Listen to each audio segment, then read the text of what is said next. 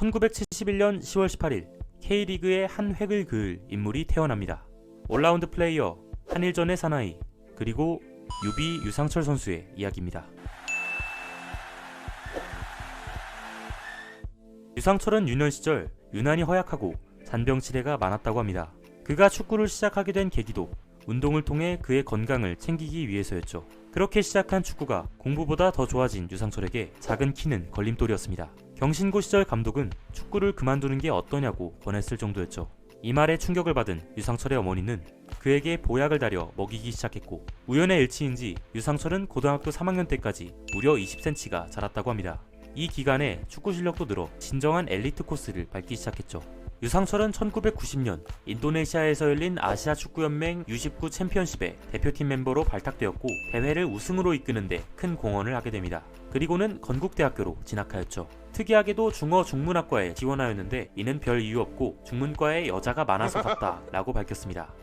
건국대 축구부에서 에이스로 군림한 유상철은 1994년 차범근 전 감독이 지휘봉을 잡고 있던 현대호랑이에 입단하게 됩니다. 유상철을 눈여겨보고 있던 차범근 전 감독은 그를 분데스리가로 진출시키고자 하였지만 입단 첫 해였던 1994년 시즌 후 차범근 감독이 경질되어 무산되고 말았습니다. 하지만 우측면 수비수로서 좋은 모습을 보여주었고 1994 히로시마 아시안게임에 차출되며 본격적인 국가대표 커리어를 이어나갔습니다. 특히 일본과의 8강전에서는 동점골을 터뜨리며 한일전의 사나이라는 별명이 붙기도 했죠. 수비수였지만 공격적인 성향이 강해 리그에서 5골 1개의 도움이라는 호성적을 낸 유상철은 데뷔 시즌임에도 K리그 베스트 11에 선정되었고 시즌 내내 본인의 가치를 증명했습니다. 1995년 많은 국제대회에 참가한 유상철은 리그와 컵 대회에서도 준수한 모습을 보이며 활약했습니다. 특히 아디다스컵에서는 팀을 우승까지 이끄는데 핵심적인 역할을 했죠. 1996년에는 울산의 첫 번째 K리그 우승에 결정적인 역할을 하게 됩니다. 시즌 내내 부상의 여파로 기대 이하의 성적을 거둔 유상철은 리그 1위를 판가름 내는 수원 삼성과의 챔피언 결정전 2차전에서 환상적인 중거리 득점으로 결승골을 터뜨리며 울산은 1차전의 패배를 뒤집고 우승을 차지하게 되었죠. 이는 84년 팀이 창단된 이후 처음으로 리그 패권을 차지하는 감격스러운 순간이었습니다. 1997년 날카로운 킥력과 다재다능한 자원으로 주목을 받은 유상철은 리그뿐만 아니라 월드컵 최종 예선과 평가전에서 눈에 띄며 차범근 감독의 부름을 받아 꿈에 그리던 월드컵 무대를 밟게 되었습니다. 주장 완장을 차고 말이죠. 하지만 대한민국 팀은 아시아에서 승승장구했던 모습과는 다르게 월드컵 그리고 유럽 축구의 벽을 넘지 못하며 고전했습니다. 특히 네덜란드전 대패로 조별 예선 탈락이 확정된 데다가 대회 도중 감독 경질이라는 대한민국 역사상 초유의 사태가 벌어졌는데요. 이러한 절망적인 상황 속 유상철은 벨기에와의 경기에서 투지로 골을 만들어내며 국민들에게 위로를 보냈습니다. 유상철은 월드컵을 마치고 돌아와 K리그에서 공격적인 롤을 부여받았는데 이는 유상철의 포텐을 대폭발시키게 됩니다. 98 시즌 23경기에 나와 15골 3도움을 기록하며 득점왕을 차지하게 된 것이죠. 강력한 킥력으로 페널티킥을 전담하였고 프리킥은 물론 제공권, 연계 능력까지 어느 하나 빠질 것 없는 훌륭한 시즌이었죠. 재밌는 부분은 득점왕을 차지한 유상철이 베스트 11에는 미드필더로 들어갔는데 본인에 따르면 프리롤 공격형 미드필더였다고 합니다. 유상철은 득점왕을 차지한 시즌부터 FC 바르셀로나의 입단 테스트 요구가 있었는데요. 여러가지 이유로 이를 거절했다고 합니다. 당시에는 에이전트 개념이 국내에는 없었고 그 때문에 의사소통에 문제가 있었다. 결국에 내가 테스트를 보지 않겠다고 했다. 지금 생각하면 아쉽다 라며 웃음 지었죠. 결국 그는 K리그를 떠나 J리그로 향하게 됩니다. 1999년부터 요코하마로 이적하였고 2000년까지 J리그에서 엄청난 활약을 한 유상철은 J리그의 가시와 레이솔, 당시 스페인의 2부 리그였던 아틀레티코 마드리드로부터 영입 제안을 받게 됩니다. 하지만 아틀레티코 마드리드의 연봉 제한이 기대 이하여서 2001년 홍명보와 황선홍이 소속되어 있던 가시와 레이솔로 이적하게 되었죠. 그리고 이듬해 2002 한일 월드컵에서 유상철은 폴란드전 중거리 득점을 포함하여 부동의 주전으로 맹활약하며 대한민국의 사상 첫 16강 진출 및 4강 진출에 큰 공을 세웠습니다.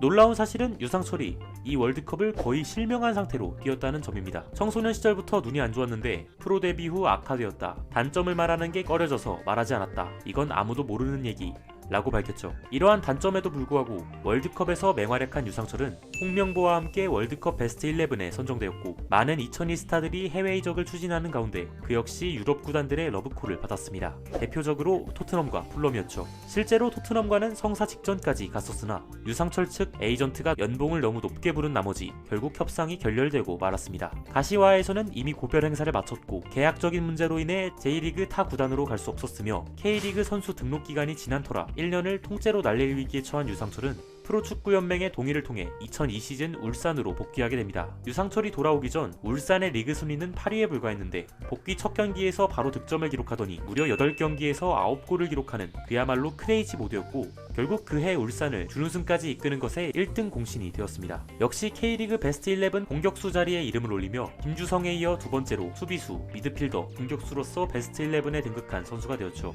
2003년에도 울산에서 뛰게 된 유상철은 발목 부상과 부산의 이장관과의 난투극으로 인해 5경기 동안 K리그에서 뛰지 못하게 되었고 시즌 도중 유럽 진출의 희망을 놓지 않기 위해 J리그의 요코하마로 재이적을 추진하게 됩니다. 세부 조건 중 하나는 해외팀에 오퍼가 오면 적극적으로 추진할 것이었다고 합니다. 요코하마에서 03-04 시즌 모두 우승한 유상철은 30 중반의 나이로 인해 유럽 진출을 사실상 포기하였고 2005 시즌 울산으로 복귀하게 됩니다. 무려 세 번째 입단이었죠. 팀의 최고참급인 유상철은 주축 선수들을 독려하는 역할을 맡으며 2005 시즌 울산의 두 번째 우승을 함께하였습니다. 2006 독일 월드컵을 위해 땀을 쏟은 유상철은 고질적인 무릎 부상으로 인해 낙마하고 말았고 그리고 결국 은퇴를 선언하였죠. 유상철은 K리그 통산 141경기에 출전하여 37골, 9개의 도움을 기록하였고 수비수, 미드필더, 공격수 자리에서 각각 K리그 베스트 11에 선정될 정도로 유능한 멀티플레이어였습니다. 특히 울산이 들어올린 2개의 K리그 우승컵 모두 유상철의 헌신이 있었기에 가능했죠. 은퇴 이후에는 나라라 슈토리 감독으로 활동하며 선수 유상철이 아닌 감독 유상철로서의 시작을 알렸습니다. 본격적인 K리그 감독 데뷔는 대전 시티즌이었는데요. 11 그리고 12시즌 두 시즌 동안 과감한 전술 변화를 통해 가능성을 보여준 유상철 감독은 2014년부터 2017년까지 울산대학교 축구부의 감독직을 수행하며 4번의 준우승을 거두었고 2018년 전남 드래곤즈의 감독직을 맡으며 약 5년 만에 프로팀 감독으로 복귀하였죠. 하지만 성적 부진을 이유로 팀을 떠나게 되었고 2019년 인천 유나이티드의 감독으로 임명됩니다. 팀의 잔류를 목표로 전진하던 유상철 감독이었죠. 그런데 2019년 10월 20일 충격적인 소식이 전해졌습니다. 유상철 감독이 황달 증세를 보이며 건강 악화가 사실이라는 구단 공식 발표가 나온 것이었죠. 많은 축구 팬들의 바람과는 달리 11월 19일 췌장암 4기 진단이라는 비보가 또다시 전해졌습니다. 암이 이미 다른 장기로도 전이가 되어버린 것입니다. 축구 팬들은 2002년에 기적같은 감동을 선사했던 유상철 감독에게 또다시 기적이 찾아오기를 기도하기 시작했고 많은 이들의 응원 물결이 이어졌습니다. SNS, K리그, 심지어 J리그까지 유상철 감독의 회복을 진심으로 기원하였죠. 꼭 돌아오겠다. 유상철 감독과 팬들의 약속 반드시 이루어졌으면 좋겠습니다.